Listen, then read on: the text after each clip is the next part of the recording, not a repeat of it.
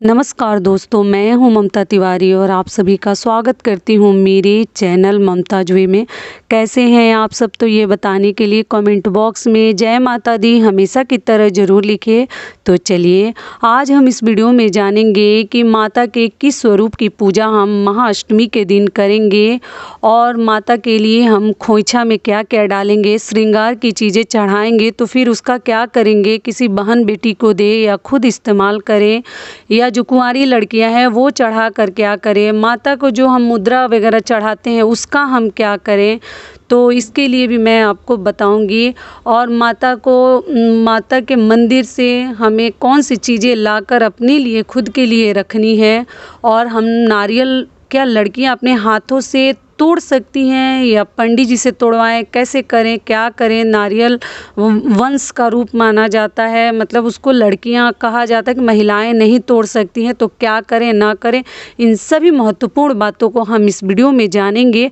तो आप बने रहिए मेरे साथ मेरे चैनल पर। अगर आपको मेरा वीडियो पसंद आता है तो प्लीज़ आप मेरे चैनल को सब्सक्राइब कर दीजिएगा, बेल आइकन को प्रेस कर दीजिएगा, जिससे मेरे वीडियो के नए नोटिफिकेशन आप लोगों के पास सबसे पहले पहुँचे। तो चलिए शुरू करते हैं। तो सबसे पहले आपको बता दूं कि मैं बहुत सारे वीडियो चैत्र नवरात्रि से जुड़े मैं नहीं आपको दे पाई, किसी कारणवश कुछ कारण हो गया था इस वजह से। लेकिन आगे मैं कोशिश करूंगी कि आपको जो ही वीडियो आगे के हैं वो मैं आपको दे सकूं। तो चलिए, महाअष्टमी के दिन हम माँ के 8वें स्वरूप की पूजा करते हैं, माँ महागौरी स्वरूप की हम पूजा करते हैं। और हमें वस्त्र कौन सा धारण करना है, तो आप उस दिन गुलाबी रंग का वस्त्र धारण करके माता की पूजा कीजिए। और उस दिन हम कन्या पूजन करते हैं। तो कई लोगों के सवाल है कि हम हवन पहले करें कि कन्या पूजन पहले करें। तो देखिए, हवन पहले किया जाता है, उसके आगे कन्या पूजन उसके बाद कन्या पूजन किया जाता है। तो इसलिए आप हवन पहले कर लें, माता का पूजा पाठ कर लें। चने में आपको मालूम है प्रसाद में क्या चढ़ाते हैं, चने का प्रसाद चढ़ाते हैं, पूड़ी हलवा, कहीं कहीं खीर पूरी भी चढ़ाते हैं। तो जो आपके यहाँ चढ़ाया जाता है, मिठाई मेवा सब चढ़ाते हैं माता को। एकदम आप दिल खोल कर चढ़ाइए, जो ही चाहते हैं। नारियल का भी भोग लगाते हैं। अष्टमी के दिन मंदिरों में हम नारियल तोड़ते हैं।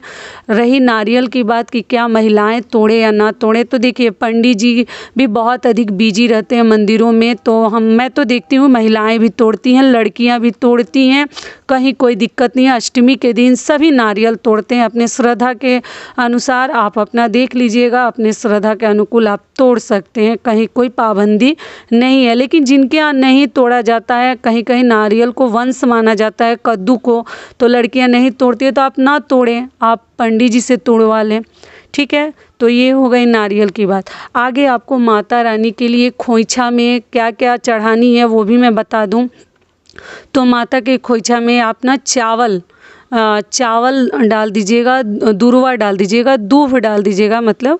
और आपको पैसा मुद्रा जो ही आपके पास है 11, 51, 21 माता के खोइछा में डाल दीजिएगा। और चावल में हल्दी डाल दीजिएगा, या रंगा हुआ, मतलब हल्दी में रंगा हुआ चावल भी आप माता को खोइछा में दे सकती हैं। उसमें चूड़ी बिंदी भी डाल सकती हैं।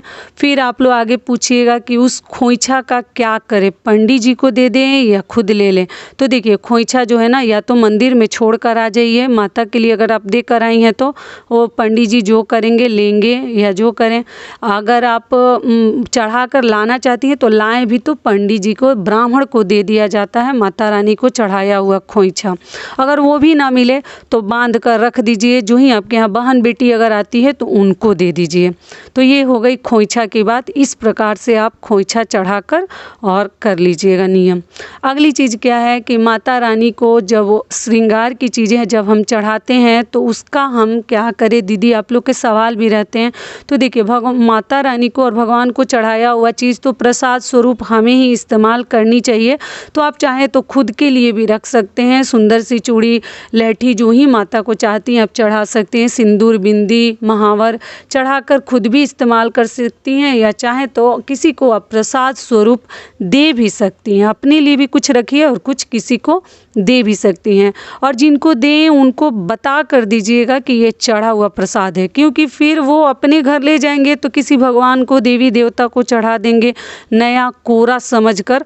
तो उनको बता दीजिए कि ये चढ़ा हुआ प्रसाद है। ठीक है, तो ये भी क्लियर हो गया। अगली चीज़ क्या है कि आप लोग पूछते हैं कि दीदी कुंवारी लड़कियां क्या करें। तो कुंवारी लड़कियां तो अपने लिए रखे तो ज़्यादा बेहतर है।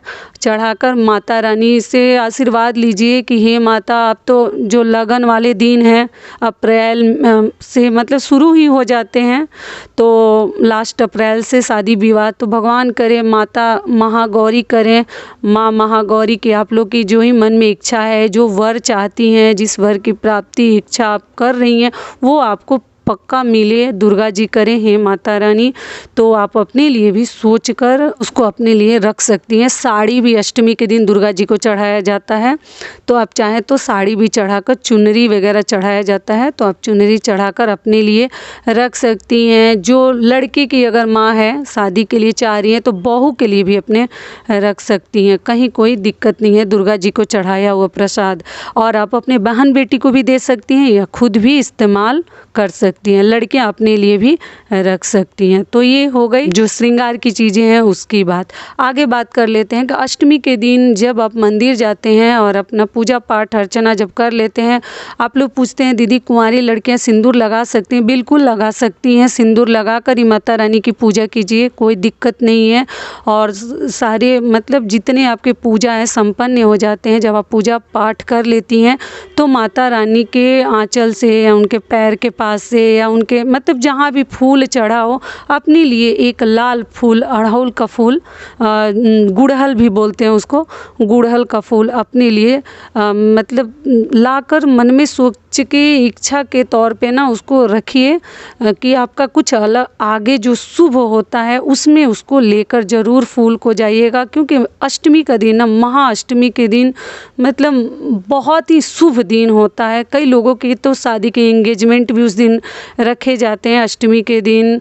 कई लोग कन्या पूजन भी अष्टमी के दिन करते हैं और कई लोग नवमी के दिन भी करते हैं। तो आपके यहाँ जो नियम है उसी को मानिए। और कई लोग 9 दिन देखिए व्रत रख के मतलब 10वें दिन पारण करते हैं और कई लोग अष्टमी तक ही व्रत रख के नवमी को पारण करते हैं, मतलब अपना व्रत खोलते हैं। तो आप अपने परिवार में जो होता है उसी के अनुसार आपको करनी चाहिए। ठीक है, तो कन्या पूजन कर लीजिएगा अच्छे से। 9 कन्याओं को खिलानी है, उनसे आशीर्वाद लेनी है, उनसे भी अच्छे से उनको प्रणाम कीजिए। परिवार के जितने फैमिली मेम्बर हैं, सदस्य हैं, सभी को कन्याओं को पैर छूकर प्रणाम करनी चाहिए। अगर आपके घर में कन्या पूजन हो रहा है तो जो ही दक्षिणा वगैरह है, कन्याओं को खुश करके विदा कीजिए। घर से कभी दुखी करके विदा ना करें और उनसे आशीर्वाद ज़रूर ले लीजिए। ठीक है, तो ये हो गई कन्या पूजन की बात। और एक चीज़ और बता दूं कि देखिए जो 2 दिनों का व्रत रखते हैं वो 9 अप्रैल को आपको व्रत रखनी है। अष्टमी तिथि 9 अप्रैल को है, तो जो 2 दिनों का रखते हैं और जो लगातार रख रहे हैं 9 दिनों का तो उनको तो मालूम है। लेकिन कई लोगों के सवाल होते हैं कि दूसरा व्रत किस दिन रखें। पहला तो हम एकम के दिन रखते हैं, प्रतिपदा के दिन, लेकिन जो कि हम 2 अप्रैल को रखे थे। और अगला व्रत हम किस दिन रखें तो अष्टमी तिथि के दिन ही रखा जाता है, महाअष्टमी के दिन। तो वो 9 अप्रैल को पड़ा है। तो आप चाहें तो जितनी कुंवारी लड़कियां हैं या जो ही रखना चाहते हैं, माँ के प्रति श्रद्धा है, सभी को कल व्रत रखनी चाहिए 9 अप्रैल को। ठीक है, दिन है शनिवार। आगे विसर्जन कैसे करनी है, आप लोग कई ऐसी चीज़ें पूछ रहे थे कि दीदी विसर्जन में जो चीज़ कलश में डालते हैं क्या करें ना करें, पैसा कहाँ रखें, किसको दें। तो इन सभी चीज़ों को हम अगले वीडियो में कोशिश करूँगी कि आप लोग को ज़रूर बता दूँ। मैं बहुत बड़े मुसीबत में फंस गई थी, इसलिए आप लोग को बहुत अधिक वीडियो नहीं दे पाई, मुझे माफ़ कीजिएगा। तो यहीं तक का था हमारा वीडियो। आशा करती हूँ, उम्मीद करती हूँ कि इस वीडियो से आप लोग को बहुत अधिक लाभ मिलेगा। फिर मिलती हूँ एक नए वीडियो में, तब तक के लिए नमस्कार। स्वस्थ रहिए, सुरक्षित रहिए और जहाँ कहीं भी रहिए खूब खुश रहिए।